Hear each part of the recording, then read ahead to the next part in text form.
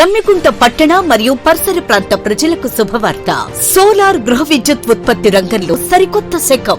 ఇప్పుడు మన జమ్మికుంటలో Karthikeya solar power Jammikunta నెలకు 300 రూపాయలు ఆ పైన విద్యుత్ యూనిట్స్ ను ఉత్పత్తి చేసి 78,000 రూపాయల సబ్సిడీని అందుకోండి. గణపతి నవరాత్రుల ఉత్సవాలు శాంతియుతంగా నిర్వహించుకోవాలని ఇల్లంతకుంట ఎస్ఐ క్రాంతి కుమార్ తెలిపారు. ఈ నెల 27న జరగనున్న వినాయక చవితి నవరాత్రి ఉత్సవాలను కులమతాలకు అతీతంగా ప్రతి ఒక్కరు కూడా సుఖ సంతోషాలతో జరుపుకోవాలని ఎస్ఐ క్రాంతి కుమార్ తెలిపారు. మండల కేంద్రంలో వినాయక విగ్రహాలను ప్రతిష్ఠింపజేసే ఉత్సవ కమిటీ సభ్యులు ఆన్లైన్లో నమోదు చేసుకుని పోలీసు వారి నుండి అనుమతి తీసుకోవాలని కోరారు. అదేవిధంగా ఇతర మతస్థుల ప్రార్థనలు కానీ నమాజులు కానీ జరుగుతున్నప్పుడు సౌండ్ ఎక్కువగా పెట్టడం లాంటి ప్రక్రియ చేయకూడదని 10 గంటల తర్వాత పూర్తిగా సౌండ్ సిస్టంలో బంద్ చేయాలని ఆయన కోరారు.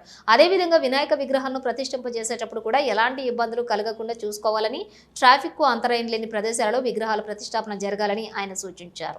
నిమజ్జన సమయంలో కూడా డీజే సౌండ్లను వినియోగించకూడదని పంచాయతీ అధికారులు సూచించే విధంగా నిమజ్జన ప్రక్రియను చేపట్టాలని ఆయన కోరారు. మంటపాల వద్ద ప్రతినిత్యం 3 నుండి 4 వ్యక్తులు వాలంటీర్లు ఉండి ఎప్పటికప్పుడు పరిస్థితిని సమీక్షిస్తూ ఉండాలని సూచించారు.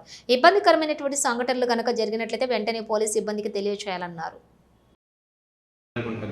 మండల గ్రామ ప్రజలందరికీ విజ్ఞప్తి, రాబోయే గణేష్ ఉత్సవాలందరూ మండలంలోని గ్రామ ప్రజలు సోదరభావంతో భక్తి శ్రద్ధలతో నిర్వహించుకోవాలని కోరుకుంటున్నాను.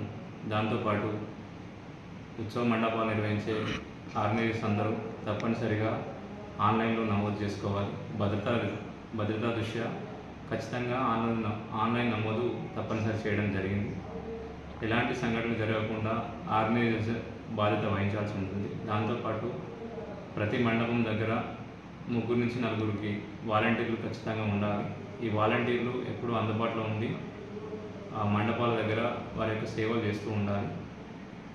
అలాగే సున్నితమైన ప్రదేశాలు, అన్యమత ప్రదేశాలు ఉన్న ప్రదేశాల్లో మరియు ట్రాన్స్ఫార్మర్లు ఉన్న ప్రదేశాల్లో ఎట్టి పరిస్థితుల్లో మండపాలు ఏర్పాటు చేసుకోరాదు.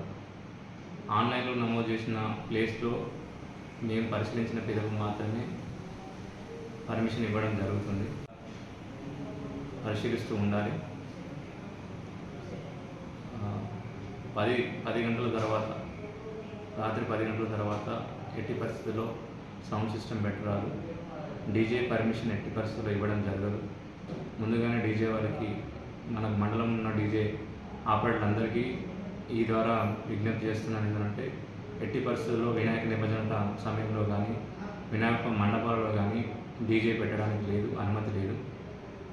దాంతోపాటు అన్యమతస్థుల వాళ్ళ యొక్క నమాజ్ కానీ ప్రేయర్ కానీ జరుగుతున్నప్పుడు మన మండపాల దగ్గర సౌండ్ సిస్టమ్ కొంచెం తక్కువ చేసుకొని తర్వాత టైంలో మన దేవుని భక్తి పాటలు వేయడం మంచిదని నేను కోరుకుంటున్నాను. ఇతర మతాలకు ఇబ్బంది కలుగుకుండా మన మతాన్ని మీరు చేసుకుంటూ మంచి పూజలు కార్యక్రమాలు చేసుకోవాలని విజ్ఞప్తి చేసుకుంటున్నాను.